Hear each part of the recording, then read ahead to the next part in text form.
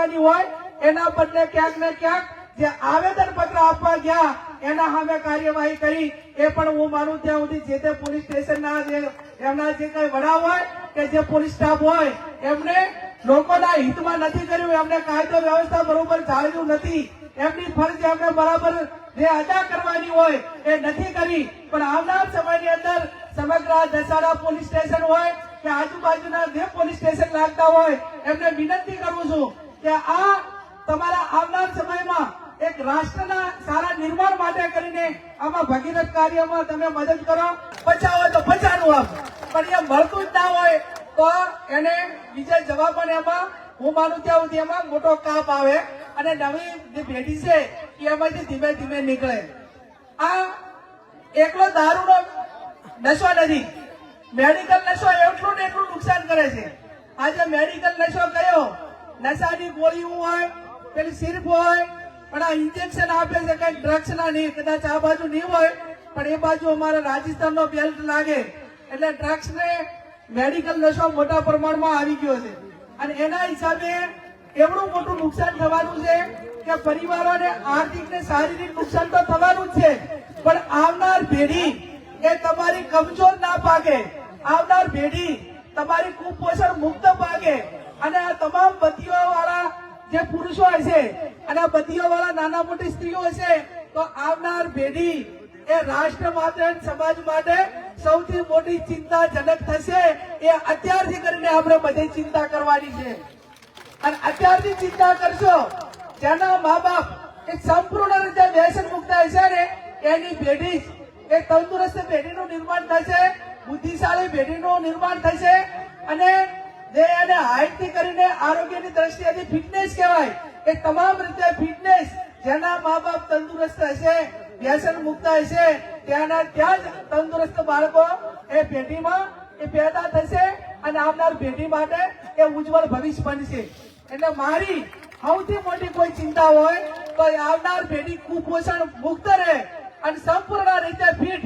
મને હમણાં અમારા સંસદ સભ્યોમાં વાત થાય ને તો 2-3 જણે ચિંતા વ્યક્ત કરી કે બેન અમારે પંજાબ હરિયાણા એટલે ઘરથી 2-3 જણા આર્મીમાં જવા વાળા, પણ આ ડ્રગ્સ ના હિસાબે નવી પેઢી અમારી ખતમ થઈ છે અને આવનાર સમયની અંદર આર્મીમાં એ પંજાબ હોય હરિયાણા હોય તો એક જે રોયલ એ જે બ્લડ હતું એ પણ ક્યાંક ના ક્યાંક એનામાં ઉણપ આવી રહી છે ને આવનાર સમયમાં રાષ્ટ્રની સુરક્ષા માટે, દેશની સુરક્ષા માટે એક જે આર્મીના સૈનિકો આપણે જે મૂકવાના છે એ પણ કમજોર હશે તો જઈ શકશે નહીં. એટલે રાષ્ટ્ર માટે કરીને પણ તંદુરસ્ત પેઢીનું નિર્માણ કરવું એ ખૂબ જરૂરી છે એની હું તમને 2 હાથ જોડીને વિનંતી કરું.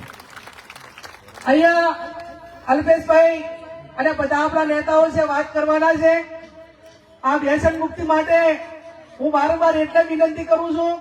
હું દસાડાના યુવાનોને એમને બધાને ખૂબ અભિનંદન આપું કે પોલીસ સ્ટેશનમાં આવેદન પત્ર આપીને એમને પોલીસને પણ આમાં મદદ કરવા માટેની વિનંતી કરી અને છતાં પણ પોલીસે જે ગુનેગારો સામે બુટલેગરો સામે કાર્યવાહી કરવાની હોય એના બદલે ક્યાંક ને ક્યાંક જે આવેદન પત્ર આપવા ગયા એના સામે કાર્યવાહી કરી એ પણ હું માનું ત્યાં સુધી જે તે પોલીસ સ્ટેશનના એમના જે કઈ વડા હોય કે જે પોલીસ સ્ટાફ હોય એમને લોકોના હિતમાં નથી કર્યું, એમને કાયદો વ્યવસ્થા બરોબર જાળવ્યું નથી, એમની ફરજ એમને બરાબર જે અદા કરવાની હોય એ નથી કરી. પણ આવનાર સમયની અંદર સમગ્ર દસાડા પોલીસ સ્ટેશન હોય કે આજુબાજુના જે પોલીસ સ્ટેશન લાગતા હોય એમને વિનંતી કરું છું કે આ તમારા આવનાર સમયમાં એક રાષ્ટ્રના સારા નિર્માણ માટે કરીને આમાં ભગીરથ કાર્યમાં તમે મદદ કરો અને મદદ એ કરો કે જે યુવાનો દારૂ કે આ ડ્રગ્સનું કે જે વ્યસન મુક્તિનું કામ કરવા માંગે છે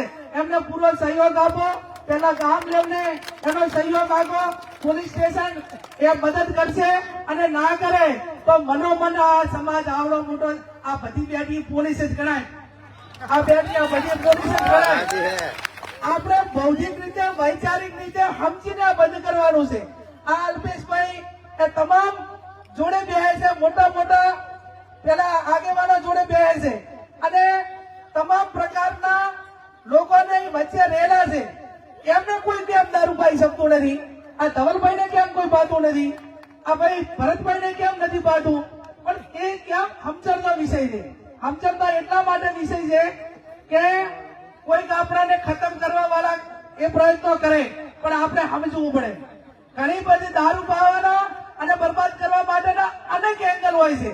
કોઈને તમારી મિલકત લઈ લેવી હોય, કોઈ તમે રાજકીય રીતે ખૂબ આગળ છો, તમારી પ્રતિષ્ઠાને હાનિ પહોંચાડવી હોય, કોઈ તમારે આર્થિક રીતે સંઘર્ષો તો તમને કઈ રીતે ખતમ કરવા છે એના માટે કરીને હોય. અને મારા એક દીકરી તરીકે વિનંતી કરું છું કે ઘણા બધા લોકો એવા હોય છે કે તમારે ઘર બેન દીકરીને એના માટે કરીને પહોંચવા માટે કરીને ઘરના દીકરાઓને અને એને રવાડે ચડાવવા માટેનો પ્રયત્ન કરતા હોય છે. એટલે બેન દીકરીની સુરક્ષા માટે પણ કોઈ વડીલે કે કોઈએ દારૂ ન પીવું જોઈએ, આવા લોકો ઘર સુધી પહોંચવા માટેના પ્રયત્ન કરીને ઘરનાને દારૂએ વળગાડવા માટેના પ્રયત્નો કરતા હોય છે. આ બધું અનેક એંગલથી થતું હોય છે. ત્યારે આ તમામ એંગલને પહોંચી વળવા માટે કરીને આવનાર સમયમાં સમગ્ર ગુજરાતનો ઠાકોર સમાજ જેમાં 2016માં 17માં એક થઈ અને તમામ બતીઓને તિલાંજલિ આપીને આજે એક એવું સંગઠન આપણે બનાવ્યું છે કે ગુજરાતના કોઈ કોણે થઈને ઉભી રહે તો કે કોણ આવ્યું છે કે ગેરીબેન આવ્યું છે તો ઠાકોર સમાજના યુવાનો સેનાના મળવા સુરતમાં આવે. આજે પણ કીધું કે બેન સાહેબ આવે છે તમે ઘડીક આવો, એક દીકરી તરીકે તમે આવશો તો અમને સારું લાગશે. આ સંગઠન એક ક્ષત્રિય સેનાએ અલ્પેશભાઈને લાખ અભિનંદન આપું છું, એમને ધન્યવાદ આપું છું કે એમણે સમગ્ર ગુજરાતની અંદર એક પહેચાન ઉભી કરી. અને પહેચાન ઉભી કરી એટલે કેવી ઉભી કરી કે ભાઈ લાઇબ્રેરી બનાવો, વ્યસનમાંથી મુક્ત થો, તમે શિક્ષણમાં આગળ વધો, એક યુનિટી બનાવો કે જ્યાં તમારે કોઈને હાકલ પડે અને ભેગા થઈ જાઓ, તમે દરેક રીતે દરેક એંગલમાં લડવા માટે સક્ષમ બનાવવા માટેની એમને જે મહેનત કરી છે એ મહેનતને આપણે બધે સાથે મળીને આગળ વધારવાની છે. આજે આ તમામ એક બંધારણ માટે ભેગા થયા છો અને એવું બંધારણ બનાવો કે મેં કીધું એમ આપણા ધર્મના ચારે પાયા એક કરી નાખો.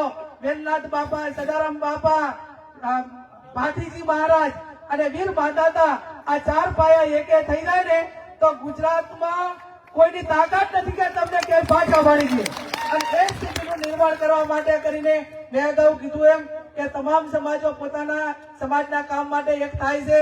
આજે આપણે પણ બધા એક થયા છે.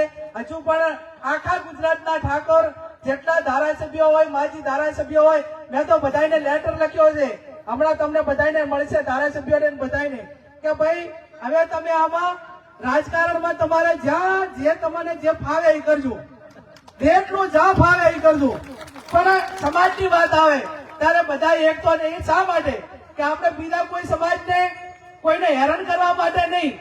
આ ક્ષત્રિય કોને કહેવાય, ઠાકોર કોને કહેવાય? નાનો નાનો સમાજ એ ગામમાં ક્યાંક ને ક્યાંક બેન દીકરીની સુરક્ષા માટે એ તમારી પાસે અપેક્ષા રાખે છે. અને તમે પોતે તમારી રક્ષણ કરવા માટે સક્ષમ ના હો તો તમે બીજાનું રક્ષણ કઈ રીતે કરશો? આજે નાનામાં નાનો માણસ એમ કે ઠાકોર સમાજના 5 આગેવાનોને બોલાવો. આ માંગ આખા ગુજરાતની અંદર જયારે ઉભી કરવાની છે ત્યારે આવો આપણે સૌ સાથે મળીને સમાજના કામ કરીએ, વ્યસન મુક્તિના કામ કરીએ, શિક્ષણના કામ કરીએ. અને આજે ખર્ચા છે એ ખર્ચા કાપીને તાલુકે દીકરા ને દીકરીઓને ભણવા માટેની હોસ્ટેલોનું નિર્માણ થાય. હું અભિનંદન આપું અલ્પેશભાઈને અને એમની ટીમને કે ગાંધીનગર મુકામે એ 3 વીઘા લાખોની કરોડોની જગ્યા લઈ અને ખાતમુહૂર્ત એ આ 26 તારીખે કર્યું છે. અને આવનાર સમયની અંદર સમગ્ર ગુજરાતના ઠાકોર સમાજના દીકરા દીકરી એમાં સર્વે થાય અને જેનામાં હુનર હોય, જેનામાં ભણવા માટેની એની ક્ષમતા હોય અને એને કઈ રીતે ભણવું છે એ આવનાર સમયમાં બધા સાથે મળીને હવે ગાંધીનગર કે નતું તો ગાંધીનગર પણ તે દાડે ખાતમુહૂર્ત કર્યું છે. ટૂંક સમયમાં એનું નિર્માણ થશે અને તમારે ભણતર હશે તો બધું જ આવી જશે. એટલે ભણવા માટેની પૂરેપૂરી જેટલી મહેનત કરવી પડે એટલી કરો. ફરી પણ એમ કહું છું કે જેને પણ આવેદન પત્ર આપીને આ વ્યસન મુક્તિ માટેનું કામ કર્યું છે એને હું સંપૂર્ણ રીતે ટેકો આપું છું.